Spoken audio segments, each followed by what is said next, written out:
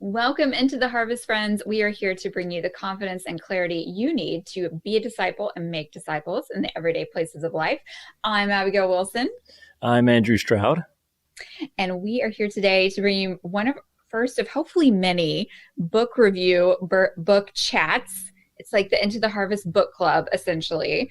It's the first one that we've done, so we're excited about it. And we're going to be talking about the book by Francis Chan, Letters to the Church. It's probably backwards, but here we both are. And we do not have Keith with us because, unfortunately, he did not read the book. So, wah, wah. She just got Andrew and I.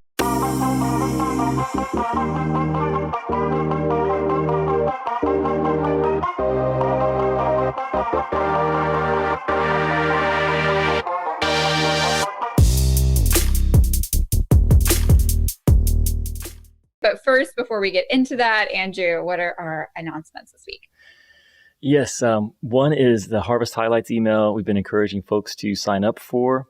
If you have not signed up for that yet, we would encourage you to visit our website, intotheharvest.org/newsletter. And when you do, when you enter your email there, every Sunday you're going to get a short email with the best content and resources we've come across over the past week that will help you be a disciple and make disciples. So definitely visit the website, sign up for that email. And then secondly, Abigail, we're here again. We're asking folks to visit us over on iTunes and rate the show, which means hopefully 5 stars. If this has been a show that's encouraged you in your faith, or even if you just see like, hey, these guys are trying the best they can. I'm not always encouraged, but I value what they're trying to do here in terms of being a voice for practical faith in the 21st century. And I want to help them get the word out. The easiest, simplest way that you can do that is to go to iTunes and leave us a nice rating, 5 stars, hopefully, but also a review. If you can take a few moments just to leave a sentence or two of what you appreciate about the show, that goes a long way towards helping us get the word out to others about what we're trying to do here with Into the Harvest. So that's all I have for housekeeping notes today, Abby. Okay, great. And I love that you just set the bar super low. Hey, they're trying. That's all we're asking, that you acknowledge today. even if hopefully it's more than that, but even if that's all you can say for us, then wow. Yeah. All right. So that's the bar we're going to try to jump over today. Yep, that's right. We're going to talk about Francis Chan's book, which I think was way above the bar. So he definitely did more than just try on this book. If you remember and listened to our end of December, I believe, episode where we talked about some of our favorite resources from the year, this was a book that I read in 2019, and then Andrew read it a little bit later. He came up with the idea for this podcast. And of course, I had to reread the book because I'm a mom and my mom brain was like done with the book. And so I knew it was good, but I couldn't talk about it. So I've now read it twice and I'm pretty excited about talking about it today. We're going to kind of break this up into 3 sections, sort of how I read the book, which was what stuck out to me for my personal ministry and just how it shifted my own thinking a little bit, how I saw this book impact our personal ministry here in San Antonio, how it challenged that, and then also how it challenged and really spoke to the way church is today, big C. So that's kind of how we're going to flow with today's conversation. If you have not read this book, please do not use this as an excuse to not read it. You should go and read it. And we hope that this is just a really good long trailer for the book because it really is pretty great. And Andrew read it, and being the true nerd that he is, he's all in, and he's going to what's it called, Andrew? What's the thing? A book called? Summary. You see, now Abby, she's diming me out here. I just started doing this, but yes, I've got a book summary for letters. It's really great. I'm going to make you share about this at another time because we don't have time today. But friends, just know the nerd in me was like, that's really nerdy. And I also want to do it. So I think we all should jump on Andrew's nerd train. So we are both prepared and we're going to get into it now. The cool thing also about this book is that Andrew is going to be going up to San Francisco area. Correct, Andrew? That's where it is. That's right. In a few weeks. and you will be Well, actually, Abigail, so this next podcast is week. coming out Thursday, and I'll actually fly up to San Francisco Saturday. So I'll be going up this week. Cool. Yeah. But Yes, but so Andrew's going to go and live the dream for me. He's going to learn all the cool things. And then when he comes back, he and I are going to sit down for another conversation where I grill Andrew about all the cool stuff he learned. We're going to get the inside track. So this is really just the beginning of us talking about this book and kind of the ideas that Francis Chan gets into. So ready for part one? Let's get started. Okay. So the first question is, what stuck out for you personally? What hit home the hardest for you? Do you want me to get started, Andrew, or do you want to go? yeah, why don't you jump in first? Okay. All right. So I think that one of the big things that hit home hard for me, which actually is great because this week, as you're listening to this on Thursday, on Monday, I wrote a blog article for our website about kids in church. And it was a really personal article, and I hope you'll read it because it really meant a lot to me. This is something that I really struggle with in doing church in the harvest. As a very type A person, it's hard for me to deal with like the craziness that house church can be, the unpredictability of it, the non-structure that it can kind of have, even if you have structure. So in chapter 8 of this book, it's called Unleashed, and it talks about how our church has become like a zoo. And he talks about the movie Madagascar, which if you haven't seen it, it's about like a lion and a zebra and a hippopotamus, I think. That are in a zoo, and then they're taken out of the zoo and in the wild. And these wild, powerful animals literally do not know how to survive on their own. Like they've had food given to them, they've had everything kind of coddled and brought to them. And so they are basically without any strength or power to survive. And so this talks about how really today's church has become that way, that we have lost our wild aspect. This was great and comforting to me personally, because I'm constantly trying to get us to be more structured and less wild. And it was very helpful for me personally to be like, no, we should be more wild and crazy. I actually underlined, I think it said something like, your gatherings should be wild. And I thought, oh my goodness, someone's telling me that they should actually be wild and crazy, because they definitely are. This section also talks about unleashing our children and allowing them a voice and a place in church. That also is very much happening in our church. So it was just nice and encouraging to see that. I'm sorry about the lawn noise happening in the background. Okay, Andrew, why don't you talk for a minute? Yeah, so I actually can't hear the lawn noise. So Okay, hopefully, I did earlier, but I couldn't hear it just when you were saying. That section was great. And we had one of the most, I would say, one of the most chaotic gatherings in our Harvest Church yesterday. So it is kind of encouraging. And I think it's true. And one thing that he said about that section, that chapter on Unleashed that you were just referring to, Abigail, was even though many of us who have come up in today's churches, which are like that zoo in the movie Madagascar, that we've been domesticated as disciples and followers of Jesus, where everything is just being spoon-fed to us, and we've never learned how to really go out into the wild of the real world and just be there, living and sharing our faith. Even though that's true, we are by nature we're bred for that. We know instinctively that that's where we should be. We should be out in the wild, that there's something not quite right about being in this really safe, comfortable, tidy, structured atmosphere that we've sort of reduced church to. So I think that's part of what we've experienced in our own lives, and part of why we're doing this ministry of Into the Harvest. It's also why we've moved towards this style of living our faith and sharing our faith in our own personal lives.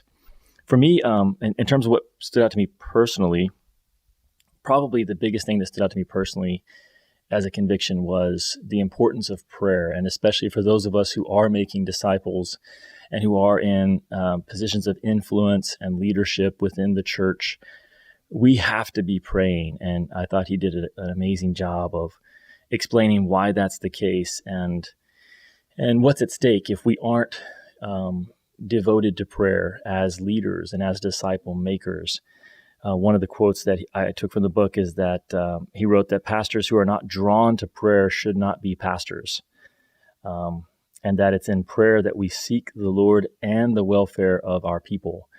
And I've had this picture from the Old Testament, the high priest back in Exodus, when Moses was making the high priestly garments. If you guys remember, it's kind of hard to read because he's painstakingly describing the robe and the ephod and all these different the shoulder pieces. But the thing that stood out to me the most, Abigail, was that the high priest would have these stones that sat on each shoulder.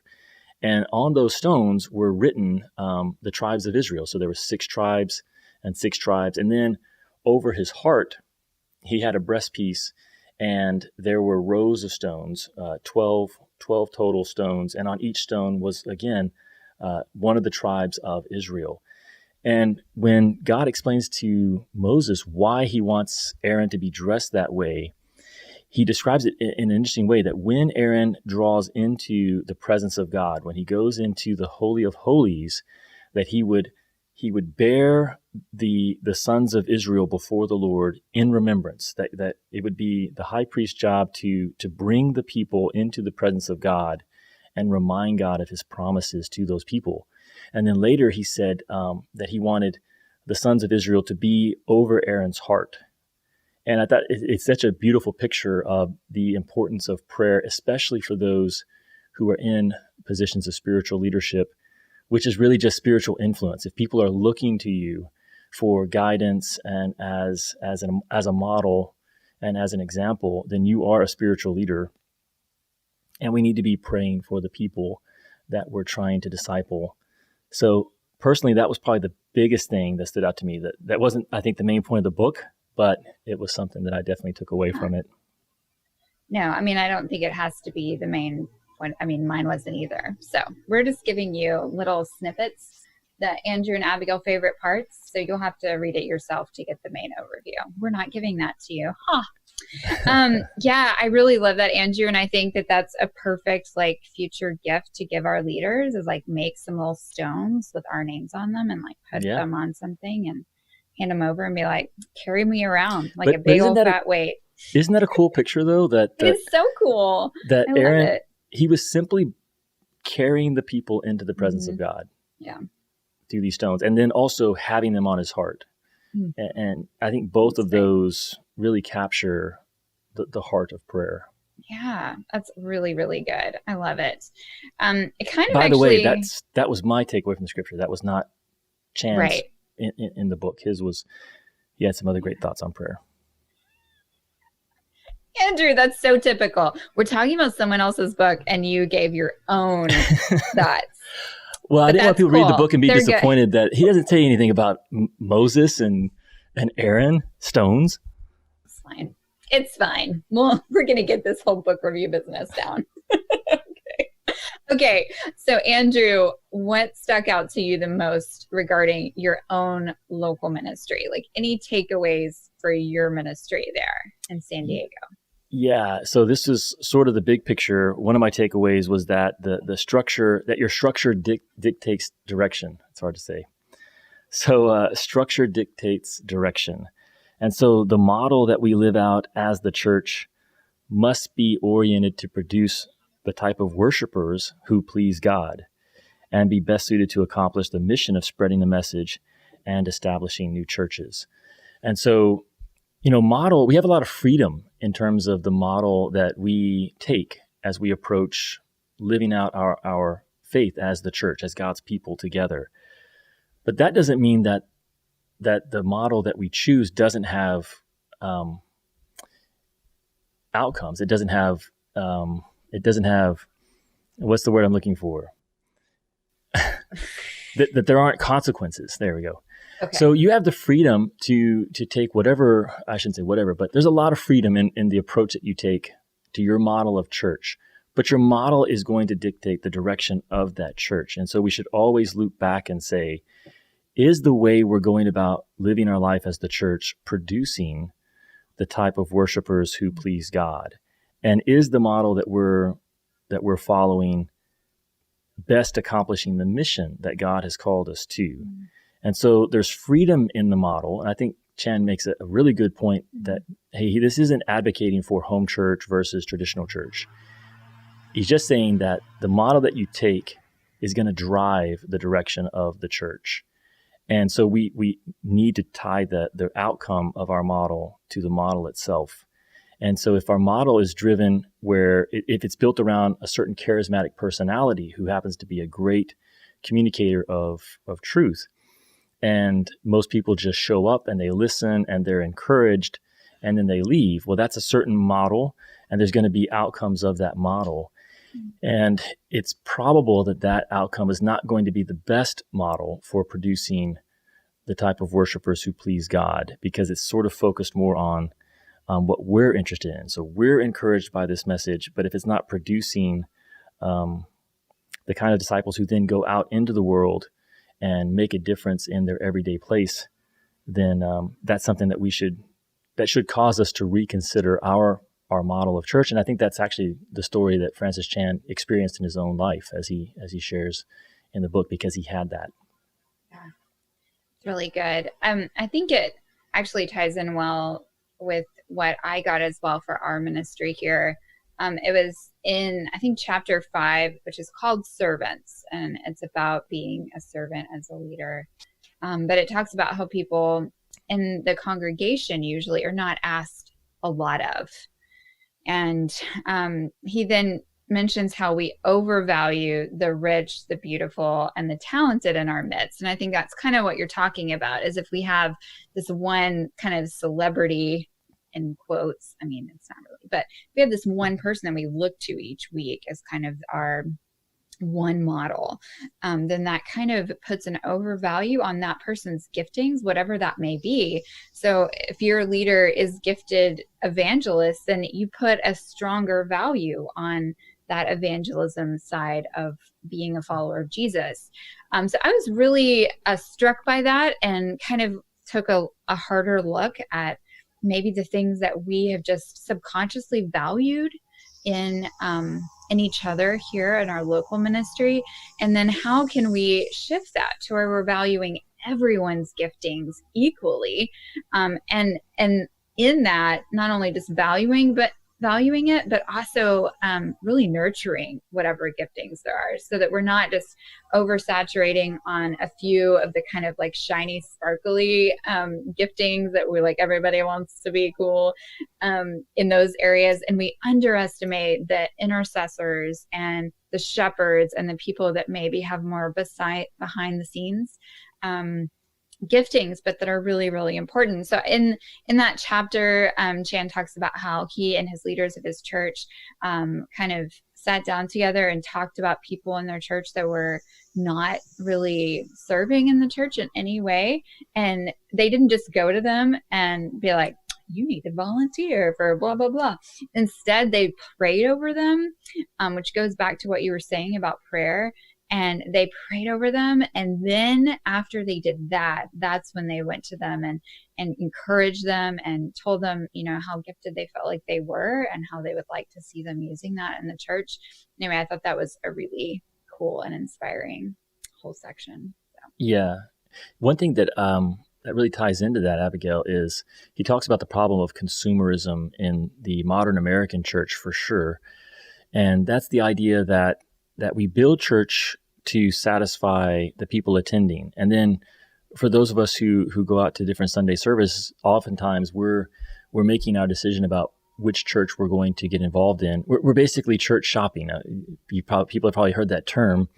And so we go to the church, and if we aren't impressed by the music or the style of how things are run, or if we don't think that the pastor is particularly gifted or dynamic as a communicator of scriptures, then we check out and we go to the next church. And so we're coming at it completely wrong. Instead of coming at church by saying, what would please God and what should I bring to the body of Christ, we're coming at it from the mindset of a consumer. Well, what do I like about this? And is there enough here that I like that I'm going to commit to it?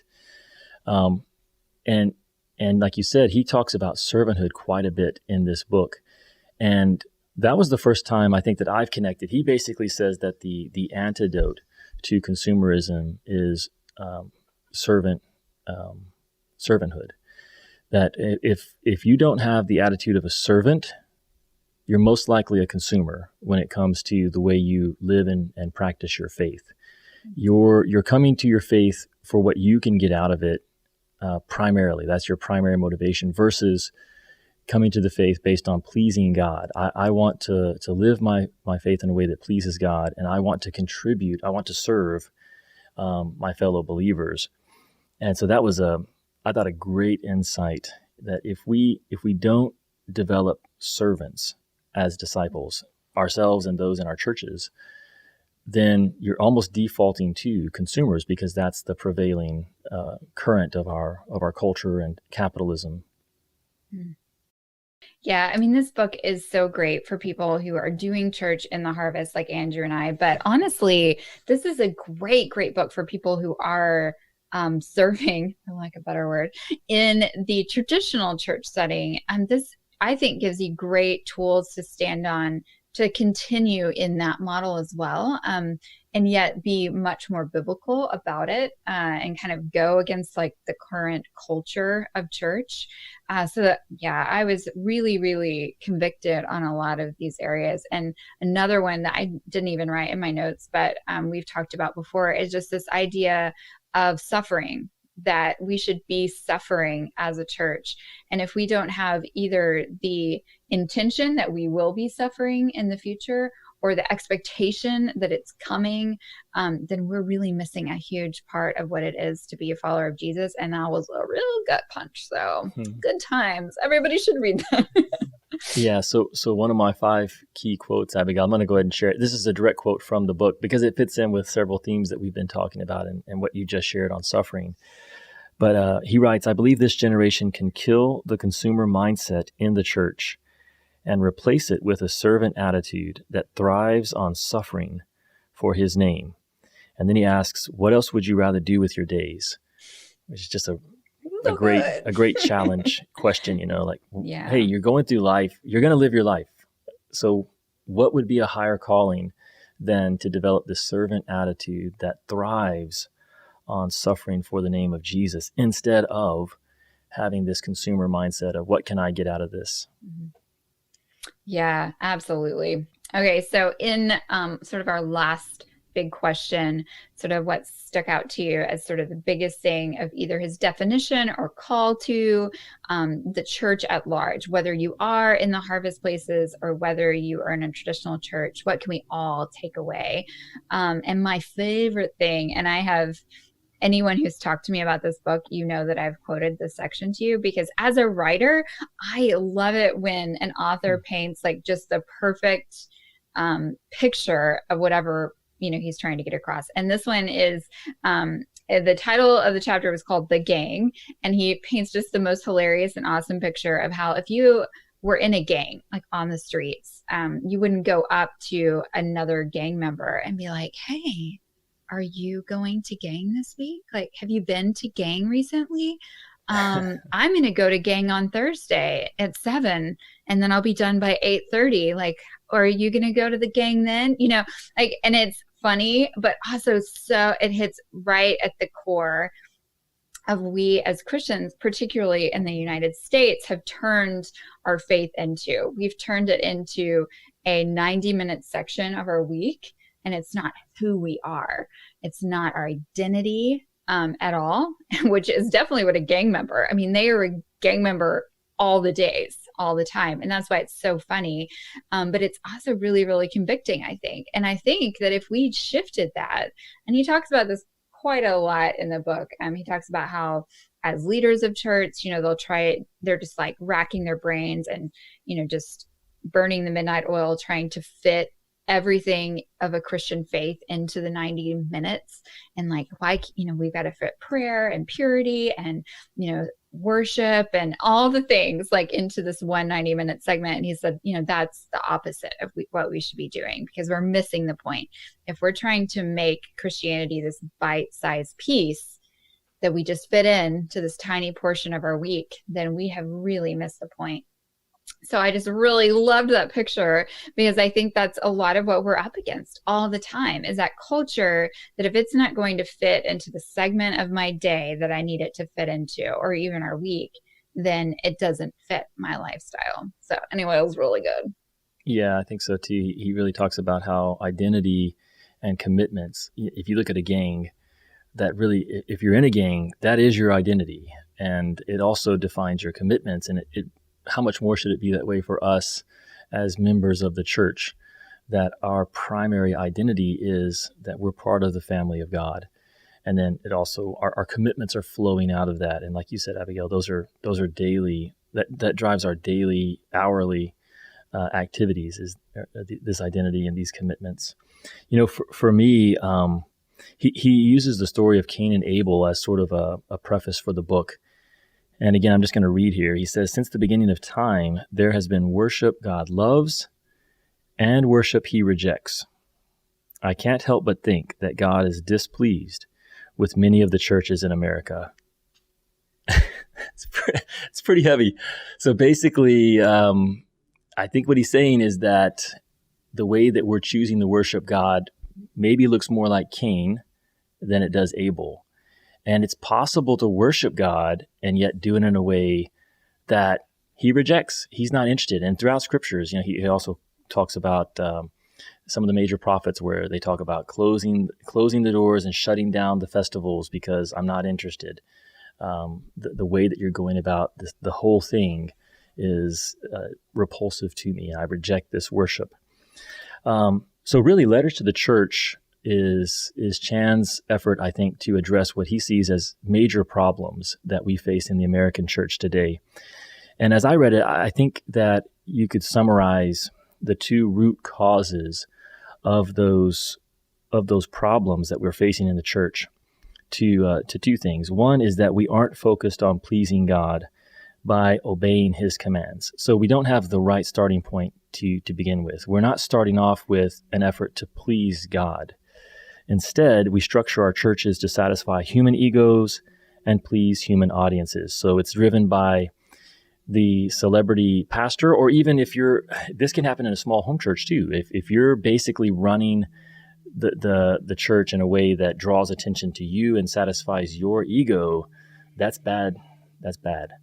Or pleasing audiences, because it's still, either way, it's focused on pleasing people. And that's not what the church is about. The church is about pleasing God. That should be our core motivation. And so if that's not the starting point, then whatever gets built is probably going to have some major problems. But a second root cause is that we're confused about our mission.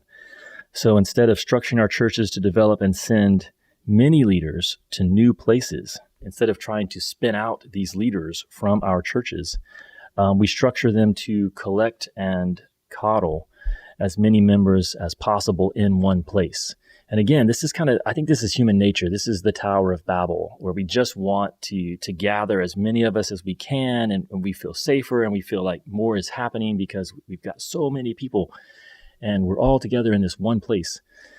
But again, that's driven by a confusion about our mission, that God actually wants us to go to all the nations. He wants us to go forth and share his message and make disciples who can then go out and share his message and make more disciples. And so we have freedom to structure our churches in many different ways, but we really need to be thoughtful about our core motivation. Are we trying to please God in how we're doing this? Is this an Abel offering, or is this a Cain offering?